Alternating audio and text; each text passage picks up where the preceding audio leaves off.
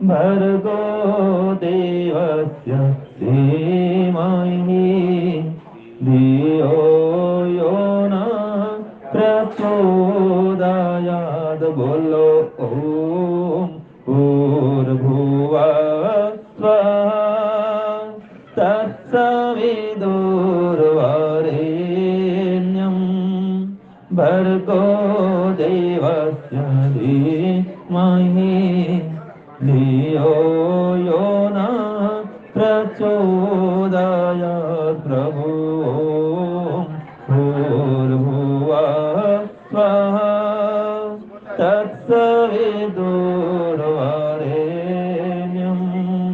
भर्गो देवस्य धीमहि धियो यो न प्रचोदयात्।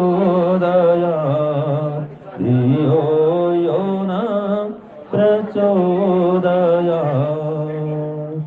सबको सादर नमस्ते जी।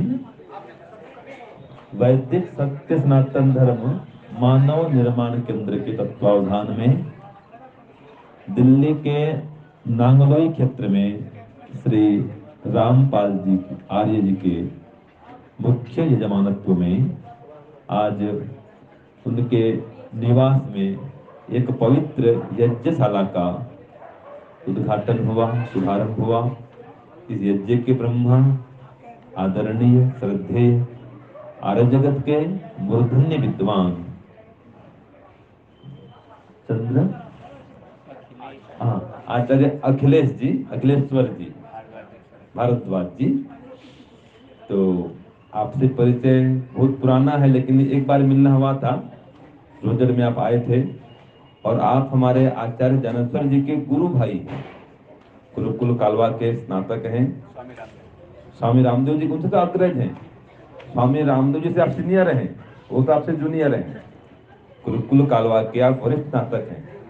तो बहुत ही सौभाग्य विषय है कि आज पवित्र यज्ञशाला में आप सबने यज्ञ में आहुति दी और इस अवसर पर हम परमपिता परमात्मा से प्रार्थना करते हैं कि आप सभी स्वस्थ रहें, निरोग रहें और सुख शांति समृद्धिमय दीर्घ आयु को प्राप्त करें। और इसके लिए हमें कुछ करना भी पड़ेगा। आप जो स्वस्थ निरोग दीर्घ आयु जीवन चाहते हैं, तो ये बताइए केवल चाहने से कोई बात बन जाती है क्या? नहीं बनती है। तो क्या करने से हम स्वस्थ निरोग दीर्घ आयु जीवन को प्राप्त कर सकते हैं, इस पर हम कुछ चर्चा करेंगे। सबसे पहले दीर्घ आयु प्राप्त करने का 3 उपाय शास्त्र में बता दिया गया है। 3 उपाय, उत्तम स्वास्थ्य कहें चाहे दीर्घ आयु कहें, इसके 3 उपाय हैं। वो तीनों बढ़िया होना चाहिए, सात्विक श्रेष्ठ होना चाहिए। वो क्या है जी? आहार, निद्रा और ब्रह्मचर्य। अर्थात आप जो भी खान पान करते हैं वो सात्विक होना चाहिए, पौष्टिक हो, सात्विक हो और सुमधुर भी हो, हृष्ट पुष्ट करने वाला हो और संयमित तो हो। भोजन करेंगे लेकिन संयम से। तो आहार बढ़िया हो, उसमें तमोगुण प्रधान भोजन न हो। मांस, मछली, अंडा, बीड़ी, सिगरेट, शराब ये जीवन में नहीं होना चाहिए। ये आयु के नाशक हैं। जो तामसिक पदार्थ हैं बुद्धि नाशक हैं, और शराब आदि पदार्थ जो है नशीले पदार्थ हैं वो आयु नाशक हैं। तो इन पदार्थों से दूर रहना है। और निद्रा, सुबह सुबह जल्दी उठें, रात को जल्दी सोएं।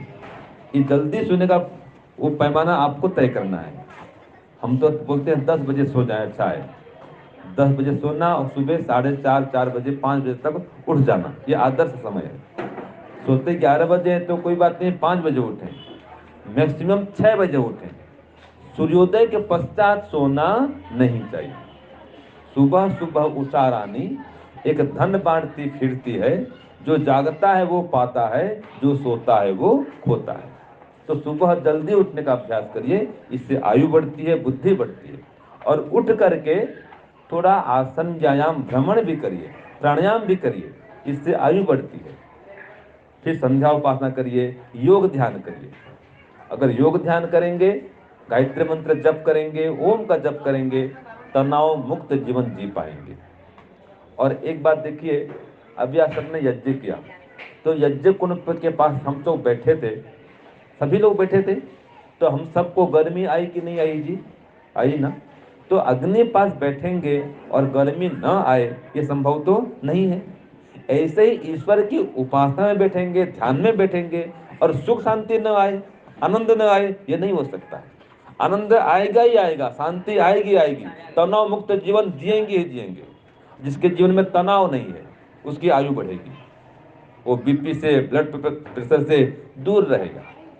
तो निद्रा बढ़िया हो, सुबह जल्दी उठें और उठ करके यह सब दिनचर्या करें। लेट में उठेंगे तो कुछ नहीं कर पाएंगे, याद रखिए। फिर तो फटाफट उठो, एकदम नहाए धोए मुश्किल से चलो ऑफिस में, चलो ड्यूटी में। सब समस्याओं की जड़ कहाँ है? आप सुबह नहीं उठेंगे तो सभी समस्याएं शुरू होती हैं, और सुबह नहीं उठने से तनाव भी पैदा होता है। सबको परेशान करेंगे, तंग करेंगे, जल्दी नाश्ता बनाओ, जल्दी सब, मैंने अपने वस्त्र भी उनको पहनने का समय नहीं होता है, फटाफट सब काम करते हैं। यहाँ तक कि कई घरों में ऐसा होता है, पत्नी भी, वो पति लोग पीछे चलो चलो चलो चलो, वो पत्नी जो है पतिदेव को 2-3 मुश्किल से कौर खिलाती है, एक आध पैसा खिलाती है और पतिदेव चल जाते हैं। माने बैठ कर खाने समय भी नहीं होता है। तो समस्या क्यों है? सुबह लेट से उठना। तो सुबह जल्दी उठिए, आसन व्यायाम करिए, प्राणायाम करिए, थोड़ा ध्यान करिए और फिर हवन करिए। आयुर्यज्ञ कल्पता, यज्ञ करने से आयु बढ़ती है। दूसरी बात ये बता दूं आपको मैं, ये जो उपदेश आप इसको मान रहे हैं, वास्तव में ये उपदेश के स्थान पर इसको जीवन जीने के लिए एक अद्भुत कला मानिए, जो वैदिक आर्ट ऑफ लिविंग है। ये जीवन का अंग होना चाहिए, ये कोई बड़ा उपदेश नहीं है, ये तो आपके जीवन का आवश्यक अंग है, आपकी दिनचर्या के ये अंग होने चाहिए। अगर ये हो जाए, आपका जीवन सुखमय बन जाए, श्रेष्ठ बन जाए, आप आयुष्मान बन जाए। तो क्या करेंगे जी? सुबह जल्दी उठेंगे, थोड़ा आसन व्यायाम करेंगे, प्राणायाम करेंगे, ध्यान करेंगे और हवन करेंगे। फिर जो घर में बड़े बुजुर्ग होते हैं, माता पिता आदि, उनको नमस्ते करेंगे। विद्वान गण उनको नमस्ते करेंगे। नमस्ते करने पर भी आयु बढ़ती है, याद रखिए। माता पिता गुरु को नमस्ते करने से आयु बढ़ती है, उनसे अनुभव मिलता है, इसका प्रमाण भी है। अभिवादनशीलस्य नित्यं वृद्धोपसेविनः चत्वारि तस्य वर्धन्ते आयुर्विद्या यशो बलम। तो आयु, विद्या, यश और बल, 4 चीज बढ़ते हैं। आपने सुना होगा एडवर्टाइज, विज्ञापन में, टीवी में, उसमें क्या आता है? बाई 2 गेट 1 फ्री, है ना? हम बोलते हैं डू 1 एंड गेट 4 फ्री। एक काम करो, 4 चीज फ्री पाओ। क्या करोगे? नमस्ते करो बस। प्रथम उठते ही ईश्वर को नमस्ते, गायत्री मंत्र जप करेंगे। फिर जपमय जीवन बनाएंगे, दिनचर्या प्रातः काल की, जप करते करते सब काम करो और ध्यान हवन करके माता पिता गुरु को प्रणाम करें। फिर अल्पाहार करें, वो भी सात्विक। तो ये हो गया प्रातः काल की दिनचर्या। फिर जब आप दिन में काम में निकलते हैं, व्यवहार काल आपका वो यम नियम से अनुकूल होना चाहिए। जहां जहां असत्य आचरण है, झूठ है, छल है, कपट है, निंदा है, चुगली है, वहां पर तनाव है, याद रखिए। ये कहें जहां जहां पाप है ना, वहां भय है, जहां भय है वहां तनाव है।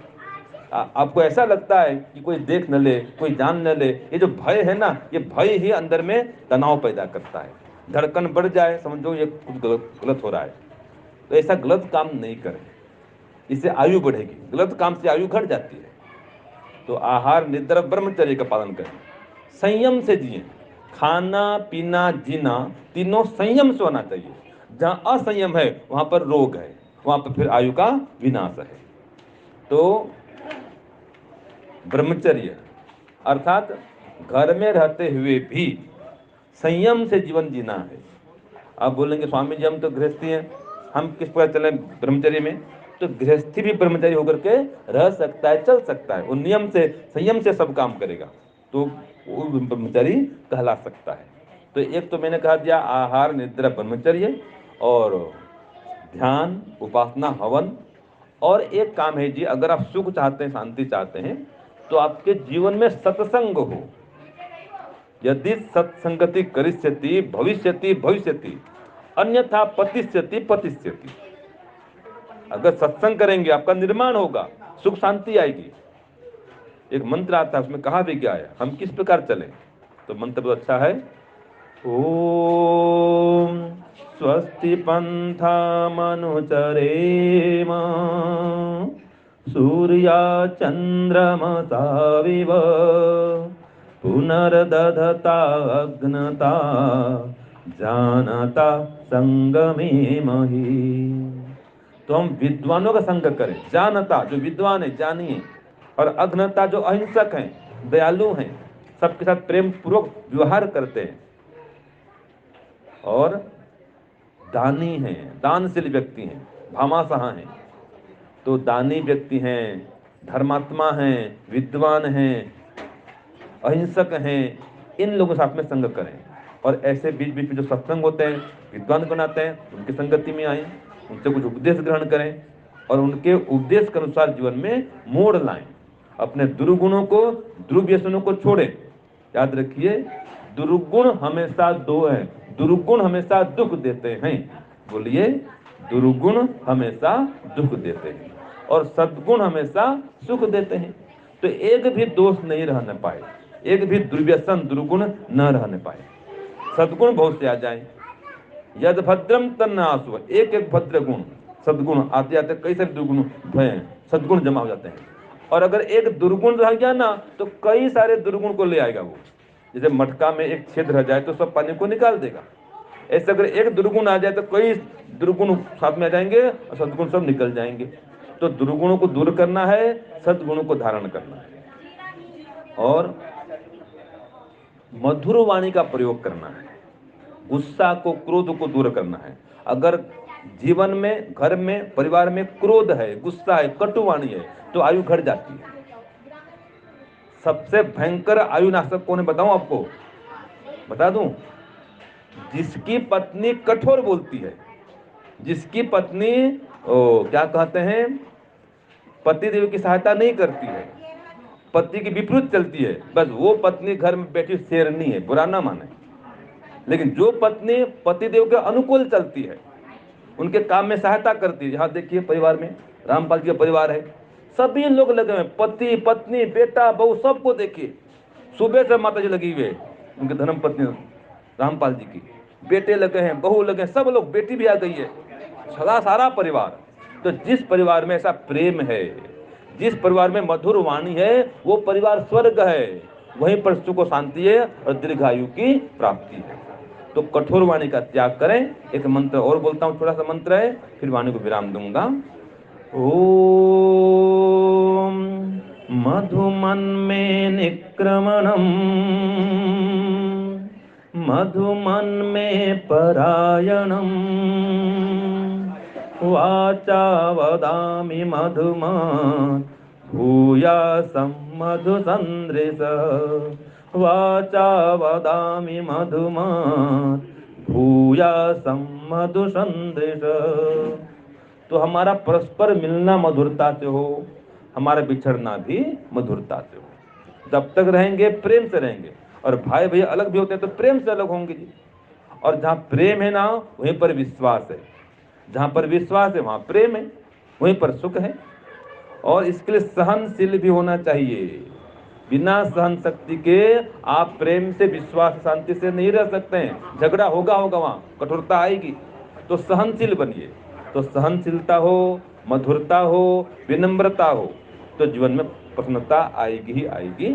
तो आप सबके कल्याण के लिए ईश्वर से प्रार्थना करता हूँ कि परम पिता परमात्मा के जो आदर्श गुण हैं, दया है, न्याय है, प्रेम है, आनंद है, ज्ञान है, इन गुणों को आप धारण करें और इसके लिए प्रातः सायं उसकी उपासना करें, थोड़ा स्वाध्याय करें, सत्संग करें, हवन करें, दुर्गुणों का नाश करें, सद्गुणों को धारण करें और जीवन को महान बनाएं, श्रेष्ठ बनाएं और परिवार को स्वर्ग बनाएं। ओम शांति ओम शम। सबको सादर नमस्ते।